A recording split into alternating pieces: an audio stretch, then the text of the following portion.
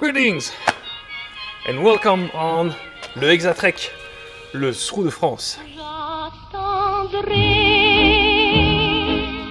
In this episode we are trying to reach quite an important mark, the 1,000 kilometers on the trek. But it won't happen without some hiccups along the way either.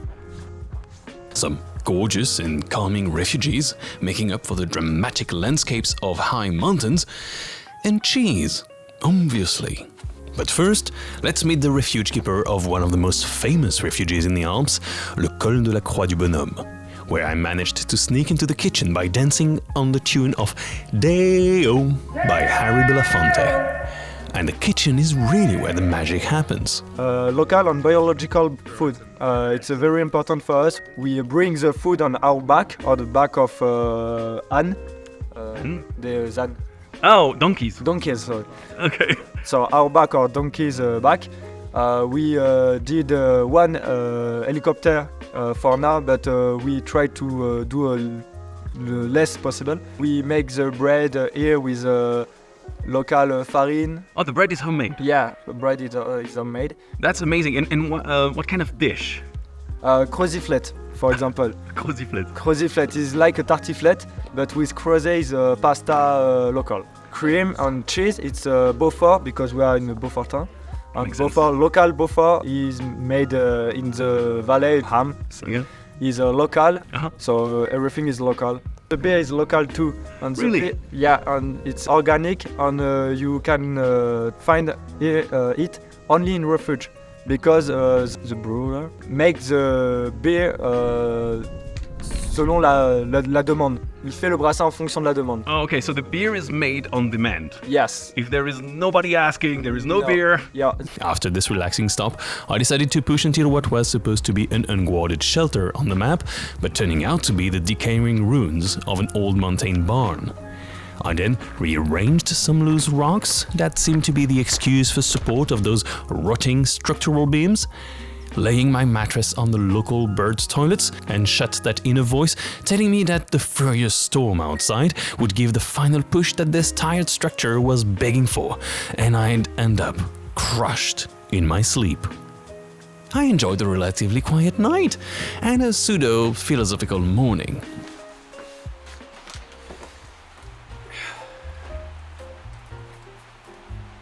Today is a day that sucks. And if today is a day that sucks, the whole concept is to mitigate the suck. Yes, it will suck. The moment I will step outside, I will be wet through my bones. But this morning, now, I'm actually dry. Having a good breakfast, having a good moment just for yourself, with my coffee, with my sausage and peanut butter, will make it for the entire day. It will not suck for 2 hours, and then it will suck. But that's fine. I can take it. Because I had a good breakfast. And this terribly shaped house, this very scary structure, has been heaven. And this is a through hike. You enjoy the little things because, well, that's all you got. Keeping a cool head and this nice philosophy is not always easy. Sure, we enjoy tremendously the little things, but emotions tend to be extreme during through hikes in both ways. So minor frustrations can turn into huge issues, and real issues can turn into dramas, especially when you add layers of difficulties to your hike on purpose. Like me investing in carrying an expensive camera with the ambitious goal of shooting a video series broadcasted almost live, another source of problems regular hikers shouldn't experience. But that might have led to my early trail tiredness and my more frequent downs. This is a second take of the same video I just did. It's a video where I was complaining about everything annoying that was happening for the past 2 days, and obviously the video where I was complaining about that was out of focus. So I was completely blurry. I'm reaching a point where I'm really tired of this hike, and a lot of bad things are happening at the same time, and it's kind of annoying. For example, this camera wasn't working yesterday. The camera engine, like the lens engine, was dead for no reason. And this morning, for no reason, it was working again. And this morning, the hope came back, but it got shattered again. Because this video should be on the internet in 2 weeks maximum, because I wanted to shoot for a week, send it to an editor for a week, and then publish it. And you're probably watching it with a lot of delay because, well, my first editor bailed on me the day before the HexaTrek, so we found another one. And this other one just told me this morning, after I was so happy to see my camera working again, that he can't do it because he's got too many things to do. So here I am again with this camera and everything. It's really hard to film when you don't have the motivation, when you don't see a product. And I'm not much of a filmmaker myself, so it's not easy. But I'm continuing because I don't know what else to do. You know, it's a good enough reason.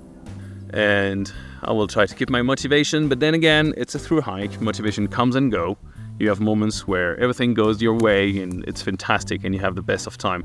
And you have horrible moments, such as this one, where nothing makes sense. And with my luck, I probably haven't even pressed the button rec. Or maybe the microphone doesn't work. I don't know. Anyway, time to work and climb this thing. The rest of the way looked as good as a glamorous apocalypse. The Vanoise National Park flirted constantly with the pure mineral landscape of high altitudes, while still gracing us with soft carved slopes on dramatic valleys. And all of that with barely any hiker to be seen to ruin the sights with fluo colors.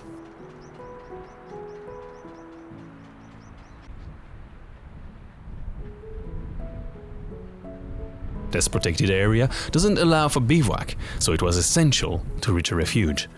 But I kept on forgetting that in the Alps, crowds can spawn out of nowhere. The Refuge de la Vanoise is one of the most massive refuge I've seen in the mountains and one of the biggest refuge in the Alps.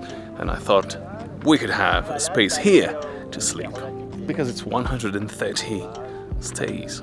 But it's not enough. It's full. And even the bivouac, they have only 10 spaces for bivouac. And all of that is full. I talked with the guys inside and they told me this is the case for every weekend. So if you pass here on a weekend, we are Saturday now, just don't expect to sleep here if you don't have a reservation because it won't happen. The amazing Refuge Keeper still gave me a great advice to find a place to sleep, and even a loophole that my cheap but muscular hiker's ass adores.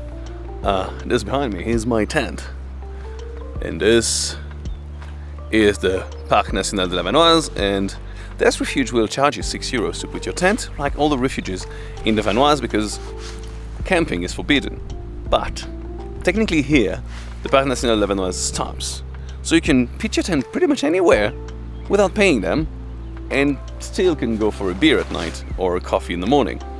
And it's flat and it's nice, and the view is good, so just enjoy it. This money saved was directly invested the next day into something extremely valuable: local cheese. That's one of the joys of hiking in the mountains. You get to share the sights with the cows as they are hard at work preparing the milk that will be transformed into smelly wonders a few meters from the trail. This buffer is made here, was made last year. These two are not made here, they were made by local farmers outside, and the tome de vache is also made here. That's 2 months and a half, this is 1 year. 1 year and a half. C'est ça, non, 1 year. Et le Beaufort, on a le droit de le commercialiser à partir de 5 mois d'affinage. As often stated, even when the hike itself is nice, it's really the stops that make me happy, especially in warm atmospheres.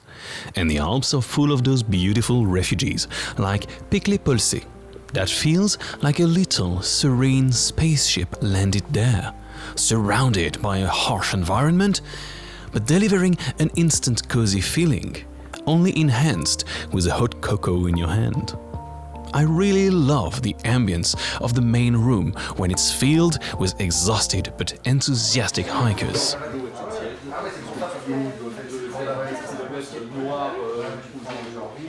but the trail requires another push to a 2,700 meters pass before starting the very long way down to what is an extremely important waypoint on the HexaTrek. Greetings and welcome in Mudan. Nobody ever wanted to go in Mudan. There is absolutely no reason to go to Mudan. Mudan is not a beautiful city. But Mudan is important for the HexaTrek because Mudan is exactly 1,000 kilometers from the beginning of the HexaTrek. 1,000 is important. That's why I did this little display that will probably not last more than, I don't know, 2 days before somebody takes it off or the wind takes it off, because it's not going to stick real well on this amazing concrete from Mudan. They know how to make concrete, it's good concrete. So I carved a little bit of something there as well, just in case there is the backup.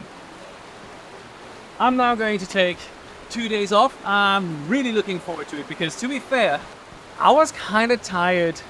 But the good thing is this bridge marks something that is important to me, the 1,000 kilometers. It's almost the longest distance I've hiked. Rest is now starting. Consider me resting. And there I was, completing for the second time in my life 1,000 kilometers in one stretch. I knew I could walk that, but now I started to get into uncharted territories, and the Alps wouldn't let me have it easy either, so I had to fight back and adapt. But that is for another episode of the HexaTrek, le Thru de France.